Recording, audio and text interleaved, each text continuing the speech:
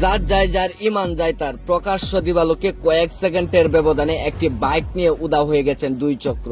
আজকে একটা ঈদের দিনে বাইক চুরি করে ফেলেছে। আর যেখানে দেখা যাচ্ছে একটা বাইক রেখে বাজারের মধ্যে গিয়েছেন এক মুরব্বী, আর পরক্ষণে ওপারে একটা মুরব্বী দাঁড় হয়েছিল, আর পরক্ষণে সেই কিন্তু বিষয়টা খেয়াল করে যে এখানে গাড়িটা রেখে ওই লোকটা বাজারের মধ্য দিকে গিয়েছে। কয়েক সেকেন্ডের ব্যবধানে কিভাবে এখান থেকে গাড়িটি নিয়ে উধাও হয়ে গেল, এটাই হয়েছে আমাদের দেখার বিষয় কিংবা জানার বিষয়।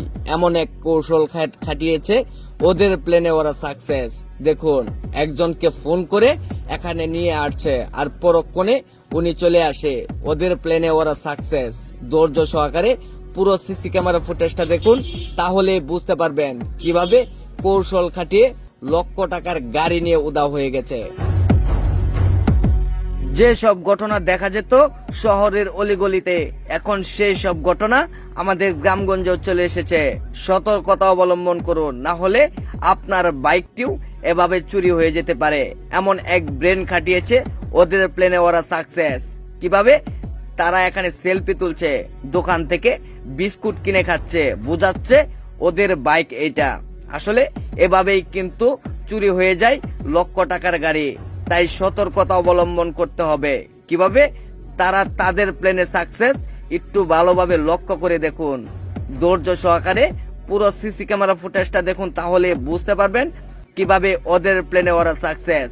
একজন আশেপাশে দেখছে, আর পরক্ষণে আরেকজন চাবির তার কিংবা লক ভাঙছে। এভাবেই মূলত চুরি হয়ে যায়। যারা দিন আনে দিন খায়, মাথার গাম পায়ে ফেলে রাতে দিন অটো চালায়, তাদের অটোর ব্যাটারি কিংবা অটো চুরি হয়ে যাচ্ছে। এভাবেই বাংলাদেশে চুরি বেড়ে গেছে, আর পরক্ষণে গাড়ির মাথাটি ভেঙে ফেলেছে। এভাবেই কৌশল খাটিয়ে কয়েক সেকেন্ডের ব্যবধানে এখান থেকে গাড়িটি নিয়ে উধাও হয়ে যায়। এখন কথা হচ্ছে, এত দামি একটা গাড়ি, এই গাড়িটাতে সিকিউরিটি কেন নেই?